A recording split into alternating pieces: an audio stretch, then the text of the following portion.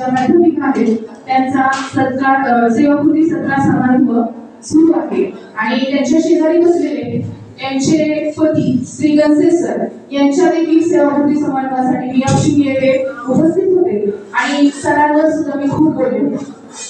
विद्यार्थी मित्रांनो, आजच्या कार्यक्रमासाठी उपस्थित असणाऱ्या प्राथमिक प्राचार्य सर रफळे मॅडम, त्याच पद्धतीनं राहुल काटे Patil sir, Shelar sir, Pawar sir, इथे उपस्थित प्राचार्य जाधव आडगे सर, सर्व मॅडमचे नातेवाईक डॉक्टर नेहा असेल, त्यानंतर डॉक्टर शिवराज असतील, त्याच्या पत्नी असतील, कदम मॅडम असतील, भुजेकर मॅडम असतील.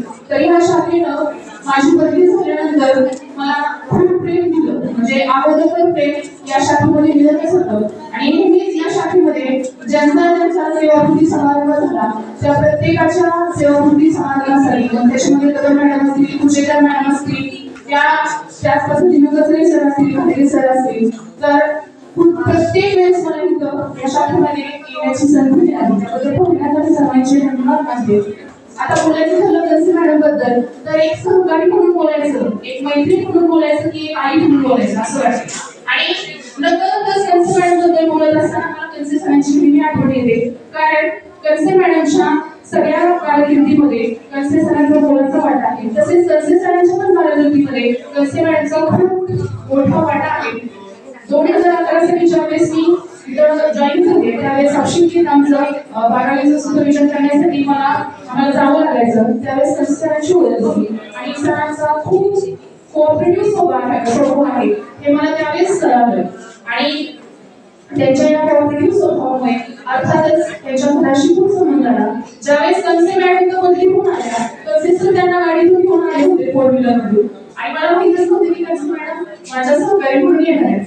मला वाटलं सहज सर आले, अंगापूर गाव आहे, आपल्या शेजारीच असतं असे झाले नातेवाईक असल्यामुळे आणि मी आश्चर्यचकित झाले की वायसी कॉलेजच्या गणसे मॅडम ज्या मी प्रकल्पाच्या प्रमुख होत्या, कोठे मॅडम त्या सहाय्यक होत्या, गुरुकुल प्रमुख कोठे मॅडम त्यांना सहाय्यक होत्या त्या.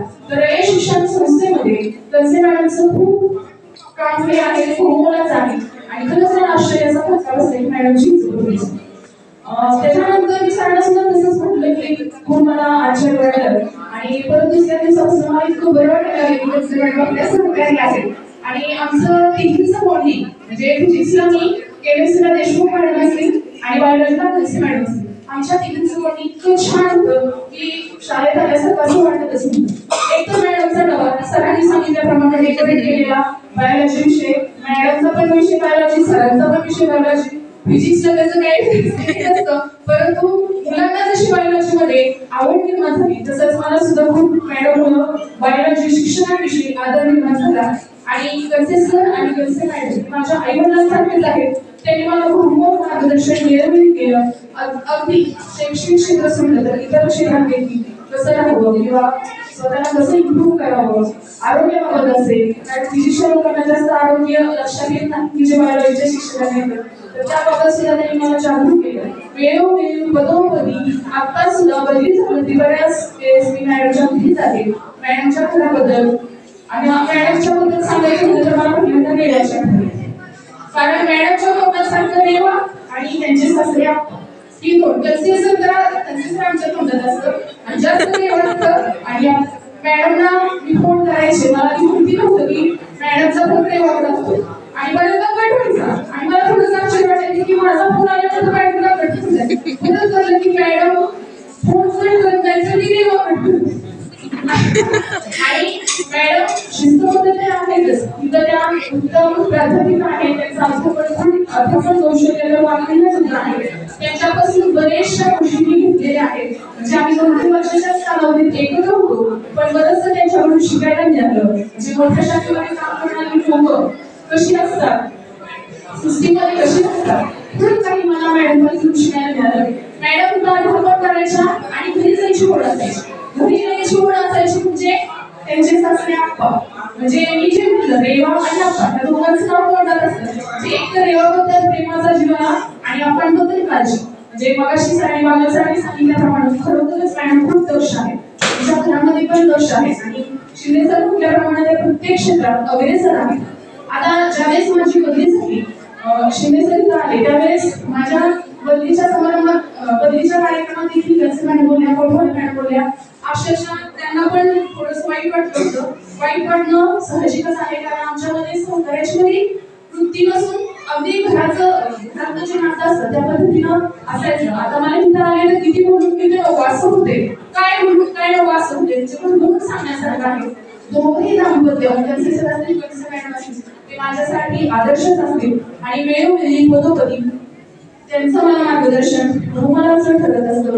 त्याच पद्धतीनं कळसे मॅडमबद्दल सांगायचं झालं तर मोठ्या शाखेतून लहान आमच्या शाखेमध्ये आल्यानंतर देखील त्यांच्यामध्ये कुठलाच ॲटिट्यूड मला नव्हता किंवा काम करायचं नाही अशी काही वृत्ती नव्हती. मॅडम माझ्यापेक्षा जास्त मेहनत टीचिंग करत होत्या. म्हणजे मगाशी सरांनी बागल सर असतील त्यांचे सहकार्य शिंदे सर त्यांनी पण बऱ्याचदा सांगितले की मॅडम तिथं करत असताना आम्ही काम करत असायचो. तर मॅडम मी कधी देखील मी मोठी आहे, मी सिनियर आहे तुम्हाला आणि तुम्ही कनिष्ठ आहात असा कधीही अलिप्तपणा नाही. खरंच मॅडम म्हणजे सांगावं तेवढं कमी नाही. तर आता प्रत्येकावर तुम्ही सांगितल्या पद्धतीने कळसे मॅडमवर देखील कविता केलेली आहे. तर ती तुम्ही सर्वांनी ऐकून घ्यावी, शांत बसून ऐकून घ्यावी अशी माझी कळकळीची विनंती आहे. कळसे मॅडम म्हणजे एक वेगळंच चैतन्य. कळसे मॅडम म्हणजे एक वेगळंच चैतन्य, शिस्तबद्ध असल्या तरी जोपासता छंद आणि शिस्तबद्ध असल्या तरी जोपासता छंद आणि कर्तव्यात प्रामाणिकता शिकवित्या मनापासून कर्तव्यात प्रामाणिकता शिकवित्या मनापासून स्टॅमिना त्यांचा जबरदस्त कंटाळत नाही उभं. कळसे सरांची त्यांना नेहमीच असते साथ सुख दुःखात नेहमीच असतात ते साथ सुख दुःखात नेहमीच ते असतात ते साथ. प्रेमची मॅडमला खरं खूप आहे आवड. कितीही त्रास झाला तरी काढतात त्या सवय. पाहुणचार मॅडमचा बऱ्याचदा घरी जाणं होतं त्यामुळे पाहुणचार मॅडमचा असे सदा आपुलकीचा जगतात सारी माणसे आदर त्यांना सासऱ्यांचा. विद्यार्थी असती दैवत त्यांना मॅडमचा आदर शिकवताना पुढे नसतो कसलाच होकार. मॅडम किती मज ज्येष्ठ नाते आमचे मैत्रिणीचे. शुभेच्छा खूप